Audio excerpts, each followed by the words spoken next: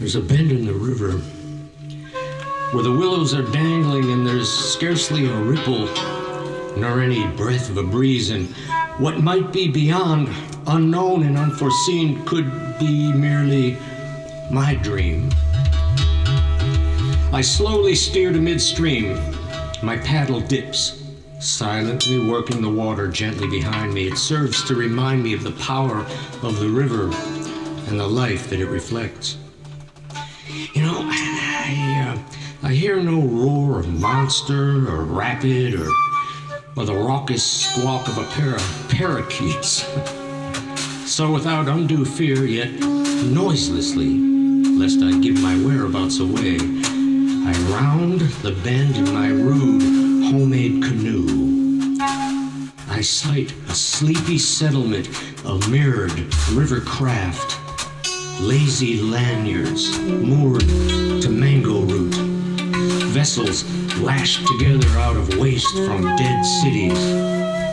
Here, a few hens quietly gossiping, and there, a tethered goat stripping leaves.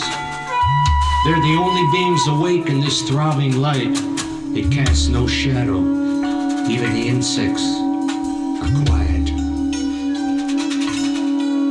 I scoop a little of the river water. I splash my face and observe with strange comfort the refractive miracle of a droplet caught by chance momentarily on my left eyelash.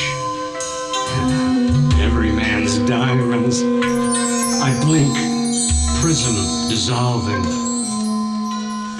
watching me from a ramshackle raft of styrofoam blocks held together with netting in the shadow of a large Ibisenko straw hat is a pair of shiny eyes dressed in an old woman, arms akimbo.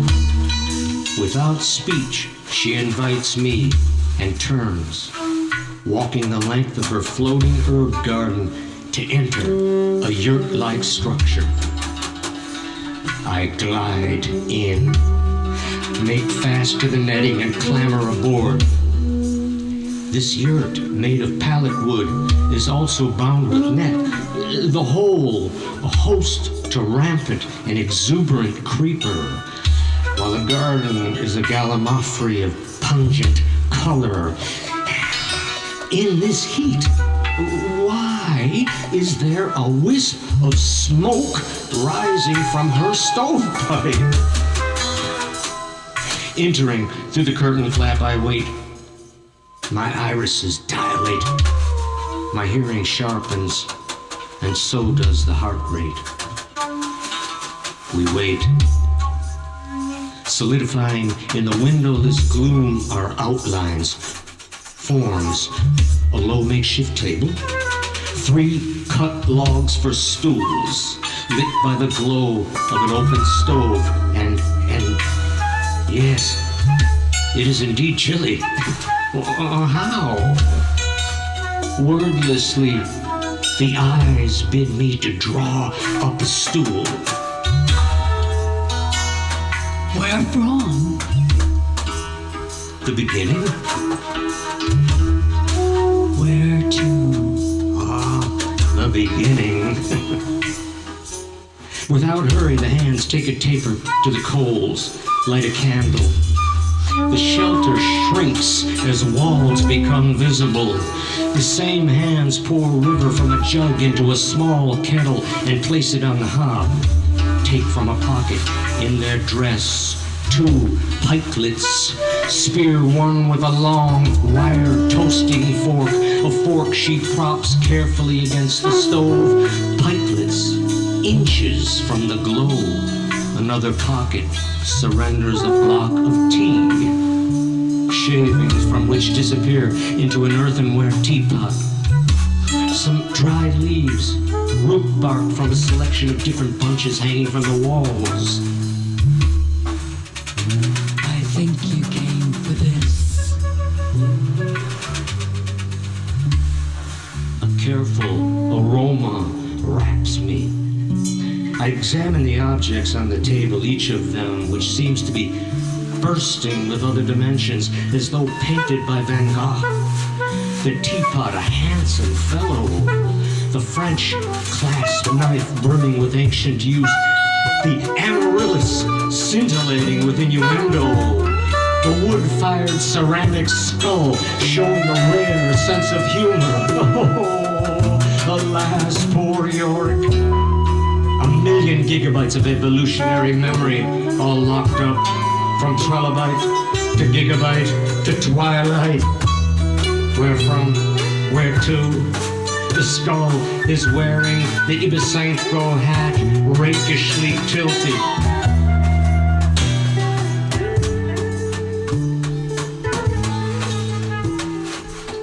She spreads dripping from one jam jar, salt from another on the brown and steaming griddled cake.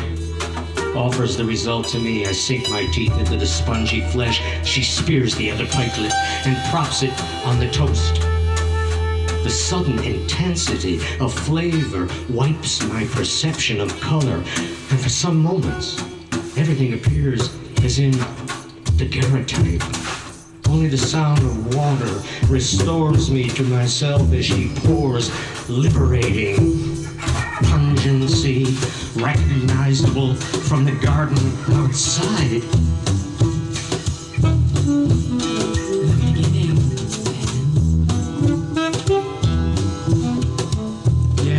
So we chew and sip companionably enough, and there seems to be, well, there's no need for speech. We seem untroubled by curiosity. Our history.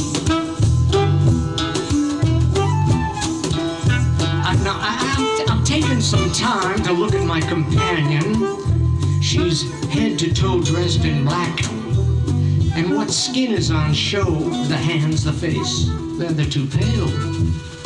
She's albino, with Eskimo slanted eyes and full Nubian lips, the nose of a big dew and a mane of red hair. This improbable ensembling, the setting for a pair of eyes like a welder's torch. But the feeling from this face is one of almost unbearable gentleness. Everything is forgiven. The ransom has been paid. As we look at each other, thoughts flow through me as when casting the arrow stalks to consult the oracle. My yapping eternal monologue is stilled as if distracted by a bone. There's a slight fluttering in the solar plexus, a salty, lemony taste at the hinges of my jaw. Yeah, there's a sound from outside, an agitated muttering without rhythm or pattern. There's the most extraordinary creature I've ever seen, radiating wave after wave of calm sitting opposite me. As if she's read my mind, and of course she can. She fishes a half-finished scarf from another pocket. A crochet hook, a ball of wool. She begins to crochet. The hands, freed from cerebral control, have in their movements a kind of pixelated quality. Suddenly I see her as a marionette, dancing to a hidden master. It's as if I could play Krat's cradle with the strings, and she would. Oh, horror. Suddenly there's a wasp's nest in my brain. It's a true glimpse of my own power. I dive through the curtain flap, and with a visceral sobbing I spew pikelet, tea, and all my preconceptions out beneath the mangrove roots. It doesn't take long, it causes no great discomfort. I stand and take a cup It's proffered by a man dressed in orange shorts and scarves of many colors. It seems his was the agitated muttering I heard earlier, because he's still chatting to himself. But from close up, it doesn't seem quite so agitated. Speedily whimsical, though the voice has in it, it's a sound of gravel shaken in a tambourine. He's wiry, like Gandhi. I wash my mouth out and spit as he watches me, but not face to face. He's holding a small rear view mirror to his temple. He's looking at my reflection. He takes back the empty cup with the other hand and speaks in an expansive Rasta pidgin. Me can't believe it. Man, don't you go taking Maddie wrong way, bless her bones. This mother who taught us all and me children all we knowed. You're welcome aboard, man. Her into boat rocket. We'll head indoors straightway and spin a word of music. His voice is modulated into something resembling a jazz snare played delicately with brushes. He pulls the curtain flap aside for me to enter, all the while he's looking at nothing directly, only through his little handheld mirror, talking. He's Man, you can't get his sus on it. Has it occurred to you to ask why a mirror leaves the left side right wrong, but upside down right?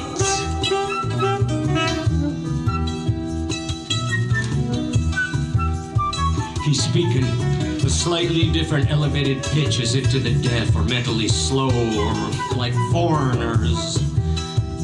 From a quiver hanging from the wall of the igloo, he pulls out several glass rods, each a foot long with calibrated markings. He slots them into angled holes in the table and pours from the river jug into a saucer.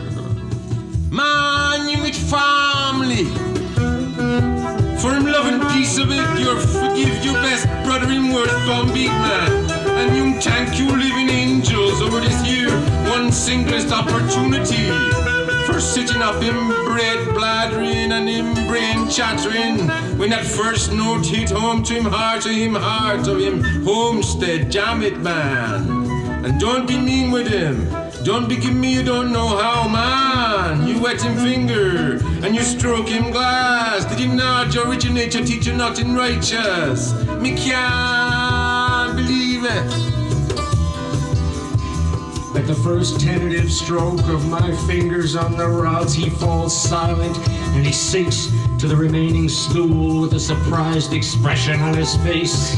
The mirror is still in place, but the eyes are gazing into distances reflected and re-reflected, ever smaller until the friction of my damp fingers on the glass, like anemones of kissing lips set in motion, waves which ripple and build upon each other's backs, causing the tabletop and everything on it to resonate as stroke upon stroke. The sausages of sound float and reverberate inside the yurt. The brass bands playing on balmy evenings on the Westminster embankments of another great river, many, many miles away. Oh, yeah, yes,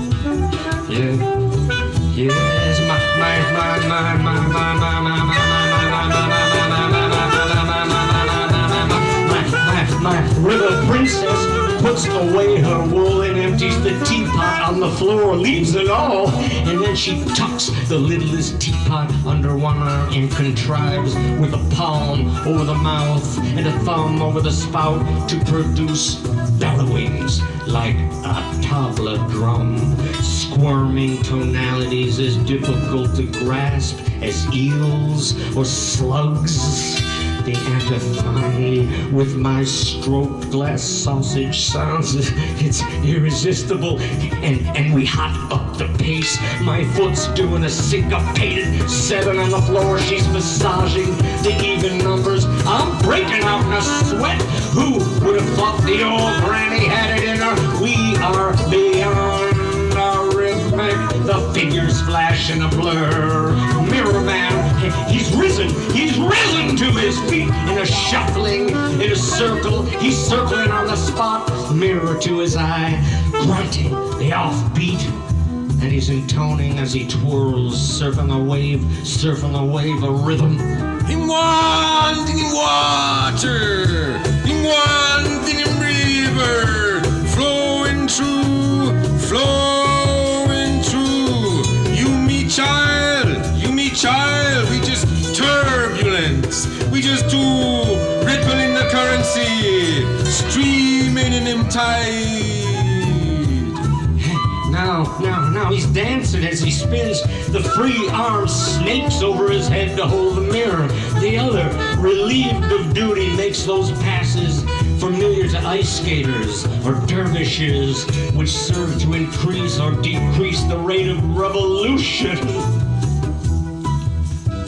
Me watching, me holding, me watching, me holding, me rippling, me watching, me rippling, me watching, me holding, me rippling.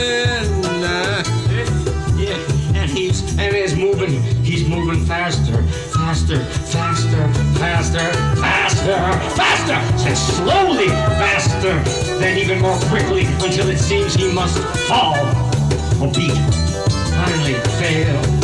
I've no time to check out his mum's eyes for the danger signals. I've too much to do, what with moistening my hands every few seconds and maintaining the demonic beat she has set. Now the vibrations of the euphorium have begun to create patterns on the surface of the sulfur water, patterns amplified by light from the candle guttering in the mirror man's airflow, projecting a whole cloudscape on the walls, the ceiling of the earth, and everything stops dead.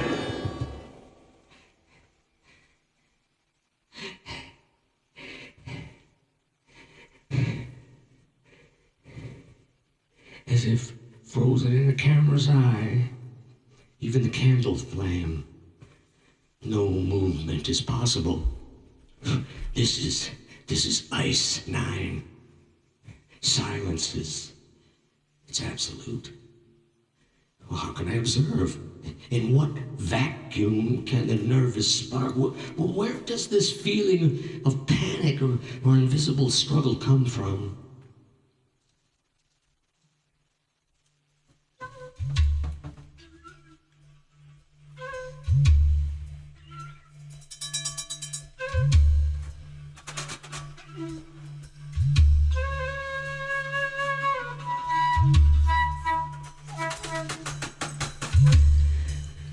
There's a very low-pitched sound like a Victorian steam engine taking the pressure.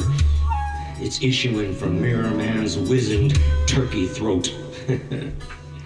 He's obviously in some distress, but I am paralyzed. I can't help, even if I knew how. The pitch and the volume are rising as he builds up a head of steam, enough to blow the roof off the flimsy urn and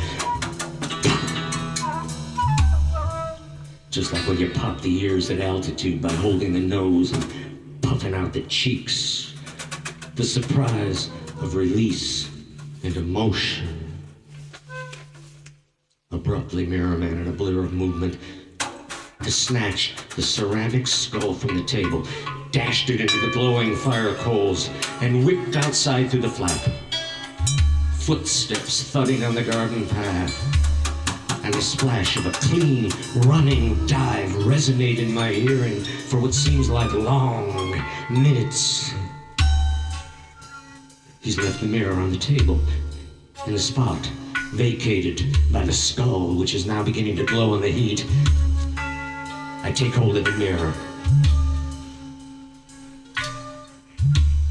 I put it to my temple, and with some difficulty, train its gaze on the river princess she begins to sing.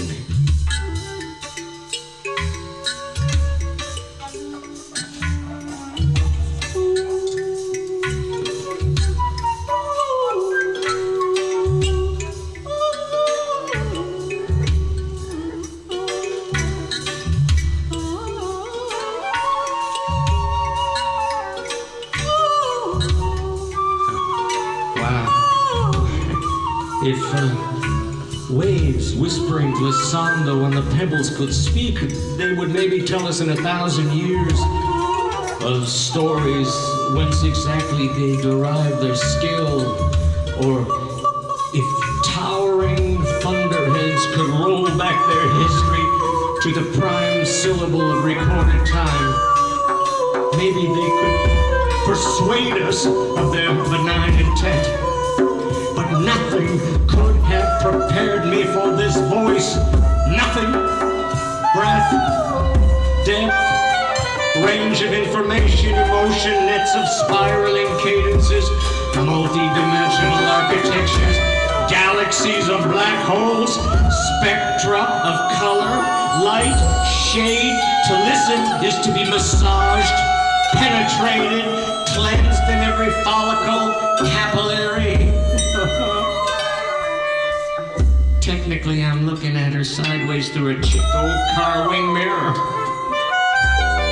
But in point of fact, I'm no longer the observer here. No longer am I in the least concerned about life or death, or whether she's actually singing, although I'm, again, technically certain, experiencing some sublime auditory sensations.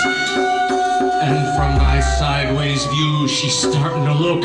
She's starting to look. Hey.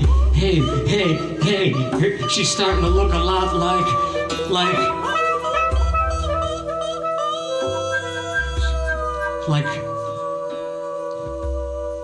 like me. And she is beautiful. Unbelieving. I turn the mirror slowly and I try to focus on my own face. But I'm not there. I wake, parched. It's dark. I examine myself. I feel for broken bones. No sounds of sleeping. I seem to be alone. Candle gone. Only the ceramic skull retains remnants of a gray glow, enough for me to find the curtain flap, peek outside the yurt. Pre-dawn chilled, very quiet. Creatures are all changing shift. I see a small cloud of bats flying noiselessly home in the lightning blue. Small vapors are rising from the sluggish water. I bend to the river and I wet my mouth. I eat a tomato from the garden and sit for a half hour until the sun comes up red through the remaining mist. My canoe is still where it was. I unhitch, push off with the oar, turn downstream. My paddle dips. Silently working the water gently behind me, it serves to remind me of the power of the river and the life that it reflects. Where from? The beginning? Along the shore, people are waking. Wisps of smoke begin to rise from the congrees of beautiful, makeshift, floating dwellings between which I glide. Many of their occupants stand as if in greeting, each watching me by a small mirror held to the side of their head. too. Oh, can you kidding?